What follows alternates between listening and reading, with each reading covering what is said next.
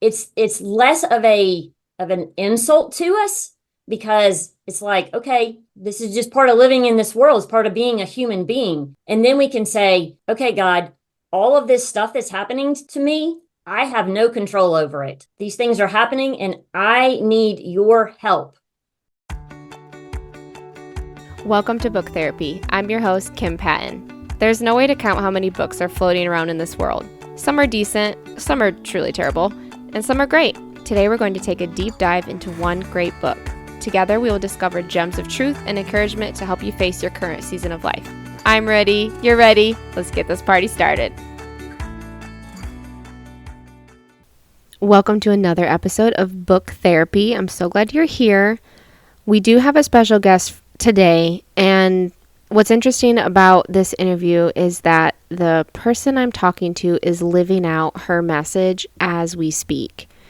She had a tough week and she was struggling with some physical symptoms, and yet she persevered, she kept a positive attitude, and she was a delight to have on the show. Her story is an inspiration because it's not just something she wrote, it's not just something she talks about, it's something she strives to live out every day. So I hope you're as inspired by her as I am. Enjoy the show. Let's dive into the book. Today we are talking about Challenges Won't Stop Me by Melony Brown, an interactive survival guide for overcoming and thriving. This book is very unique because of the subtitle, an interactive survival guide. Part of what makes this book so enjoyable to go through is that you get to take notes, you get to color, you get to explore different parts of your story that maybe you haven't explored before because she asks really good questions. So this book and the second book, which is called Keep Moving Forward, an interactive survival guide for overcoming and thriving, is they kind of go hand in hand. And so I definitely recommend reading them back to back and using them as a tool. I wouldn't say that it's like therapy, but it's kind of a form of just processing through the things that you've gone through. And so we get the privilege to talk to Mel today. So welcome to the show.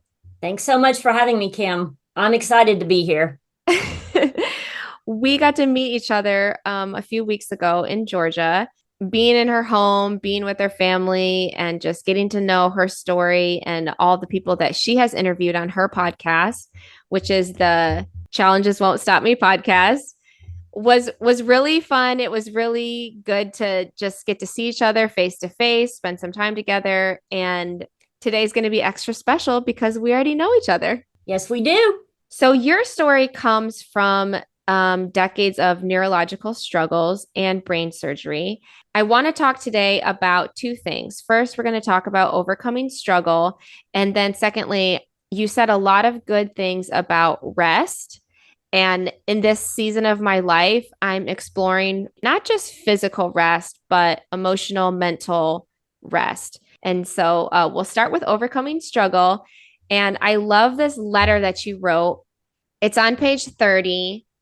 And you started, Dear Struggle. I don't want to give you the time of day, much less a cheery greeting. I'll save us time by getting right to the point. Who invited you? Certainly not me. Why did you choose me? I am weak. I'm not strong enough to survive this. You've cast a dark cloud over my life. I can't break free. I'm full of rage at the trouble you're causing. The letter goes on to describe how you really feel about this particular struggle. Tell me what made you write this page and why you think it's important for us to address the struggle face to face. The Dear Struggle letter is actually a conglomeration of sentences or thoughts from overcomers that I had interviewed. So it's not just me talking about struggle. It's a conglomeration of quite a few people and their thoughts about struggle. No one likes struggle. Absolutely no one. And sometimes it's just like, oh, get over it. Oh, just move on. You really can't just do that. You've got to get in there with the muck and just let it all out.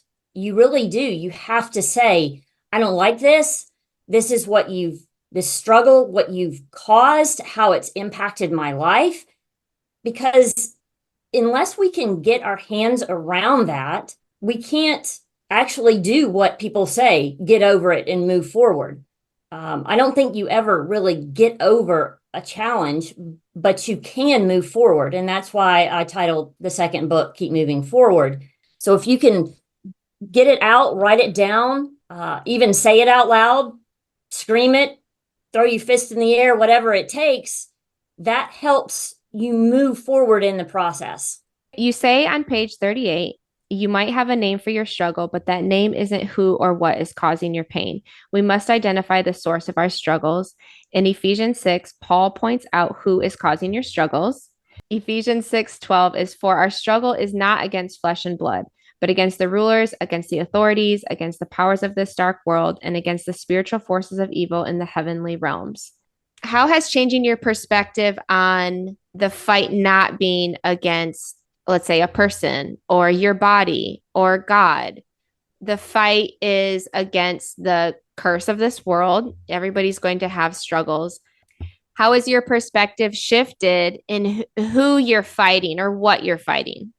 I really do think that our perspective has to be on the fact that we live in a fallen world, as you said. We can get upset with the person who's made us upset. We can get upset with the fact that we've lost our job or that we're going through a health challenge that, of course, we would never want to have. We can get upset and think about all of those things, but that's not really where our challenge is. It's in those places, those heavenly realms, spiritual darkness, and realizing that that's where it's coming from.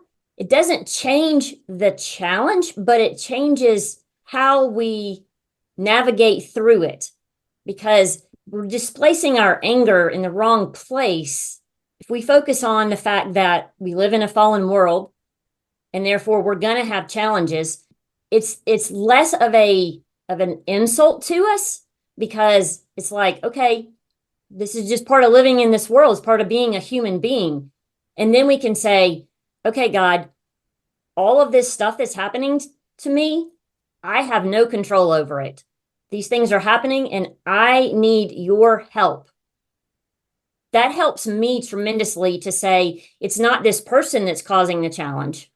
It's not this health challenge that I don't want. It gives me the opportunity to look to God and say, okay, I need your help. I need your help. I can't get through this on my own. And sometimes that's the biggest challenge of all, is to get out of the way, because we say, oh, we can fix this. Oh, I can fix this. Not really. Not really. We really do love someone to blame. My poor Yes. husband, I have blamed him for so many things throughout the years, just staring at him and saying, "Hey, this is your fault." Because it's so easy to put a face to our challenges. And, many things weren't his fault. Taking off the pressure of, hey, it's not my fault. It's not this person's fault. And I like how you brought up, like, in a work situation, like if your boss is giving you a lot of trouble or if you lose a job. I think for many years I did blame the job, or I blamed my boss or my coworkers. And I had to kind of come to this clarification of, you know what, it's really not up to me to blame them for my struggles. They make their choices and I have to make my own choices. So if they're being disrespectful or rude or talking about me behind my back, yeah, that can cause some discomfort, but it shouldn't change the way I behave. And it goes back to scripture where Jesus is saying, like, they're going to hate you. If you're serving God, if you are living a selfless life, someone is going to hate you. Somebody's going to throw you under the bus. Someone's going to lie about you. And yet we're so shocked when it happens. Yeah, we are. We are. When challenge intersects our path, it's never kindly. It's always in a rude kind of way, in an unexpected, it invades your life in a way that you weren't prepared for. It takes up time, it takes up mental energy. And I think one of the things that has helped me tremendously is when a challenge happens, whether it's with my health or a relationship or bad traffic. I mean, that's a challenge we all deal with. I have to take myself out of it and say, okay, this is just part of life. I can get caught up in all of how is it impacting me and how is this going to change my day or my weeks or months. And while that's important to go through that, don't get stuck there.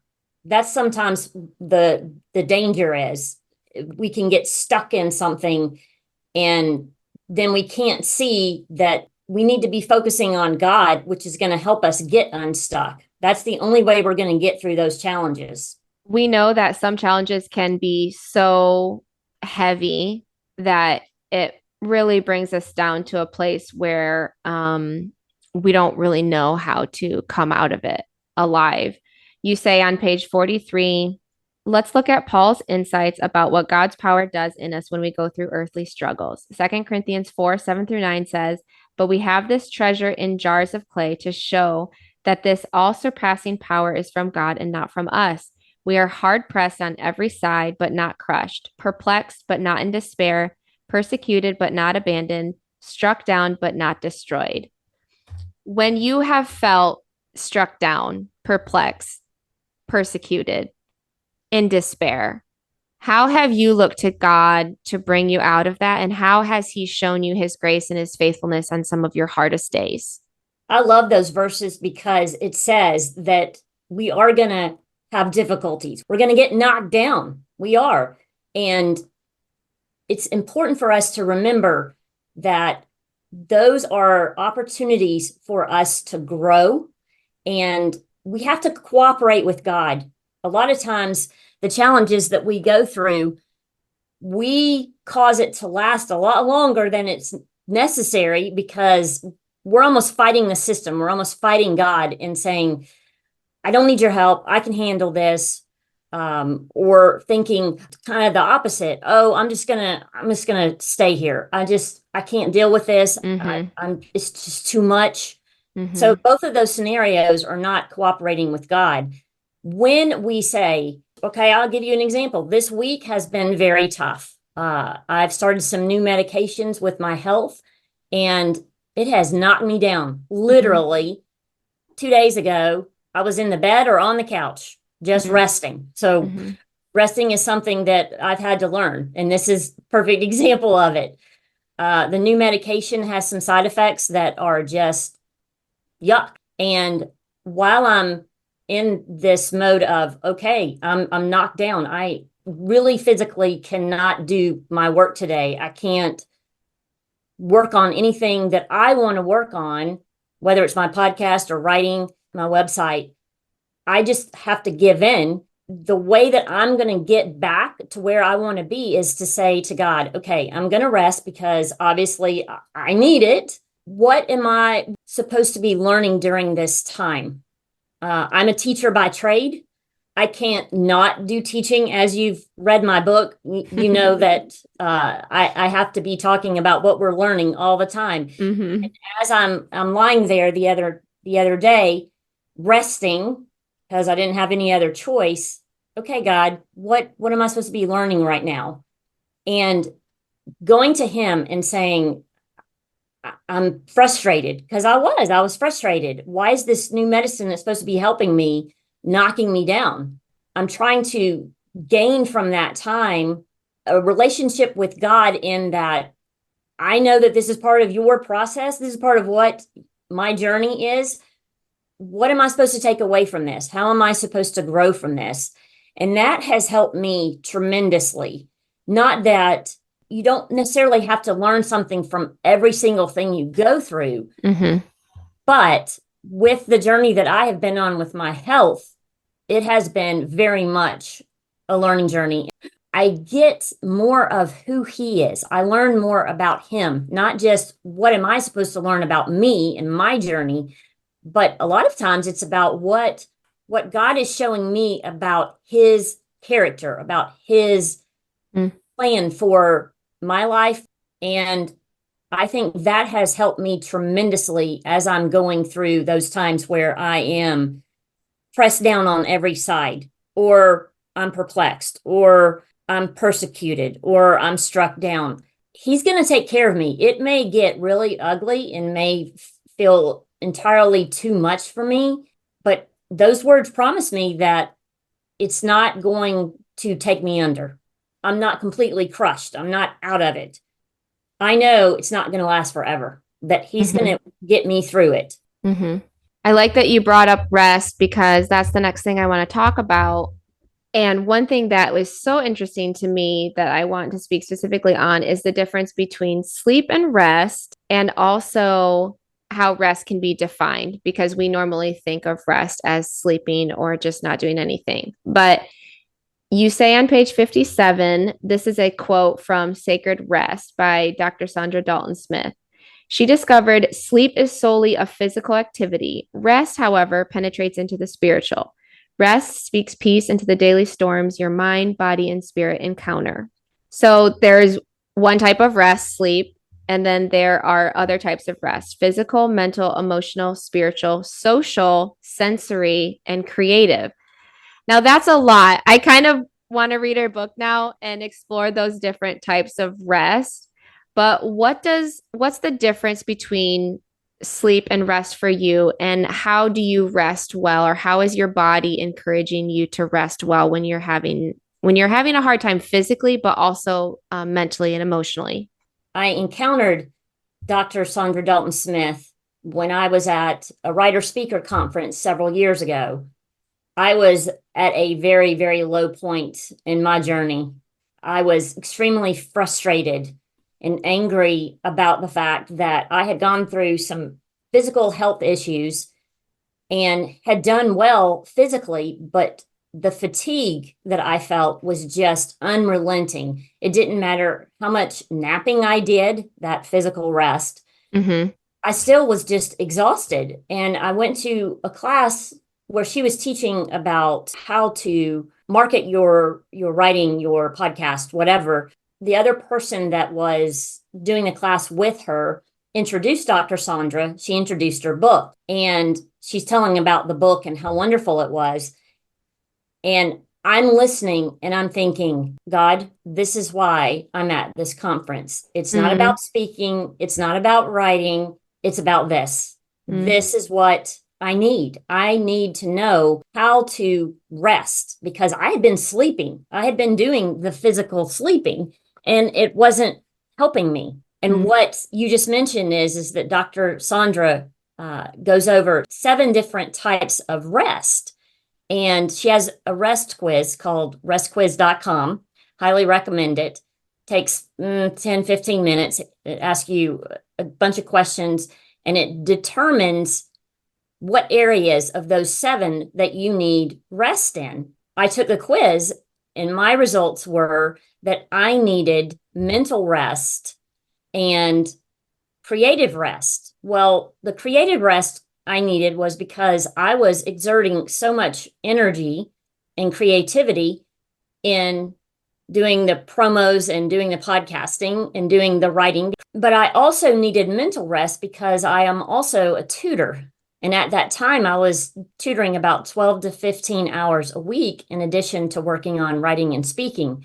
So I was exerting all this creative energy and I was exerting all of this mental energy, but I wasn't recuperating from that. And that's a lot of what she talks about. And really, I give her credit, and I've told her this in person. I give her credit for helping me see the difference between sleep and rest. I was also exerting a lot of energy during the day, mentally and creatively, but I wasn't recuperating that. I wasn't replenishing that. And she talks a lot about how to do that. And several of the things that have helped me with that. And it helps not just creative and mentally, but it helps overall. So that gives me an overall refreshed feeling so that when I take the naps and when I do the creative rest and the mental rest, all of that combined helps me to have good energy. So a couple of things that I do creatively, she recommends that you do something where you are experiencing God's creativeness. So that could be spending time out in nature, could be going to the botanical gardens, or could be going to a museum or to a concert, anything that's creative that allows you to replenish. And then for the mental, the thing that I love to do, and I have had one of these going, you probably saw it when you came to visit a couple of weeks ago, sitting out on our kitchen table, is a jigsaw puzzle. And I constantly have a jigsaw puzzle going because I can zone out. And by the time that I have put a puzzle together, I am just refreshed mentally. And so, in resting is really just getting your mind away from all the things and doing things that nourish you, that fill you up, that breathe life into you. And I think that's really what God's talking about when he's telling us to take Sabbath. Yes. To get away from work. And next week, I'm going to the botanical gardens with my son. Because I need that creative rest. But I also, when I'm there, I'm looking at the flowers or I'm looking at those things and I'm not just passing by them and saying, oh, it's a pretty purple flower. I'm stopping and I'm studying it and going, wow, look at what God created and how intricate it is, and the veining on these flowers and all the different design that it has in comparison to this flower. It's replenishing our minds in a way that's not related to our daily lives. That's what I have gained so much. And I get excited about it because I have seen the benefit of it. And as you said, you haven't gotten there yet, but it took me a long time to get there too. Once I've gotten there, I realize it. And while I think it's very important to take a whole day to do it, as he says in the Bible, I think it's important for us to do it throughout our week, not just reserve it for just one day. That we have rest throughout our day, even scheduling it, making time for it and saying, okay, I'm going to spend some time doing this. Sensory rest is one of them that we all need in this crazy world. And it helps tremendously to get away from our phones, to get away from technology, because it is just eating up our brains. Yep. Puzzles over phones. Yes. Yes. I thought about Sabbath as you were talking because Sabbath has become a very common thing in the Christian world to kind of circle back to. And we're all realizing with the phones and working and the busyness of family life that having a Sabbath is really important. But I haven't found a Sabbath plan that works for me for different personal reasons. But I do like how you're saying there's the different types of rest and we can practice that throughout the week. So I'm going to intentionally, well, first of all, look up her book because I am very fascinated by the 7 types of rest. And it is a personal challenge for me right now to practice rest in different ways. The sensory rest, I think, sticks out to me, and the creative rest. And the word you said is replenish. And if you're outputting creative energy and creative products and design, I mean, we're all artists in some way. Nature is huge for everybody. I think that nature is always going to be a replenishment to our souls because it connects us to our creator. All right, we have to wrap it up. And I'm excited because at the end of your second book, you go back to that Dear Struggle letter. It's quite different, isn't it? Yeah. I like that you are encouraging your readers to circle back. I think it's really important. And, you know, you teach us so much throughout the 2 books. And by the time you get to the end of the second book, you really did go on a journey. We went face to face with our struggles and our challenges. And by the end, I feel like you do get somewhere. Like you've at least taken a few steps forward. So I find that really encouraging. So this Dear Struggle letter, I'm not going to read the whole thing, but you basically are coming to a place of gratitude. And that's very hard, to be grateful for our struggles. Actually grateful, you know, not just saying we're grateful or knowing we should be grateful, but actually grateful for our challenges and our struggles and what God has taught us through them. So the last paragraph, when I reflected on my life, I realized how much you've taught me. The challenges I fought to overcome are preparation for the challenges ahead. Every struggle I've encountered transformed me to look more and more like Jesus. No matter how many times you try to stop me, I will keep moving forward. I'm not just surviving, I'm thriving. Thank you for everything you've taught me. Thank you for everything you've taught us. Is there anything you'd like to say to someone who is going through a particular struggle right now? Well, thank you, Kim. I am grateful that you've read my books and that you found something valuable in them. For that person who is going through a challenge, it hurts. It's hard. Never do I try to minimize that. That's unfortunately part of the most frustrating part of a challenge is that it's hard. It's unfair. It's invasive. But, and this is the hard thing, we have to realize that God wants to shape and mold us through these. He's told us that in his word, that it's part of going from glory to glory, that we're going to grow through those times. I may not have wanted to learn this lesson about rest, as you said, or being humble. Sometimes our challenges are teaching us to be humble. There are many things that we are learning through our challenges to be more like Jesus. And think about who Jesus is.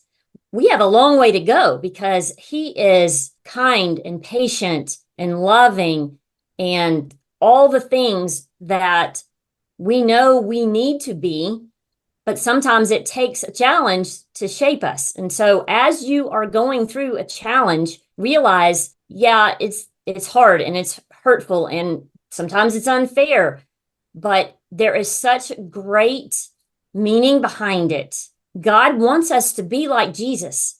And the way to get us there is most often through a challenge.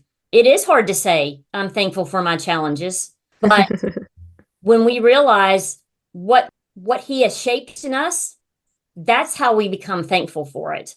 Because oh man, thank you so much for coming on the show. Thank you for your books. Thank you for your positive and uplifting spirit. I think that we need more people like you cheering us on. well, thank you, Kim, for having me. I really appreciate it. Thank you for listening to another episode of Book Therapy. Today we talked about 2 books by Melony Brown, Challenges Won't Stop Me and Keep Moving Forward, both an interactive survival guide for overcoming and thriving. You can find Melony Brown online, and also I would encourage checking out her podcast, Challenges Won't Stop Me. She interviews amazing people about their stories, and recently she told me about one of her guests on the podcast making it to the Paralympics and winning some medals for the USA. So that was super exciting. She was texting me pictures of this woman as she was swimming and winning more and more medals. Melony Brown is an inspiration. She's a wonderful person, and she has overcome so much and is using her story to help others. I hope you enjoyed today's show. See you next time. But how is yours oh gosh, I can't say that word.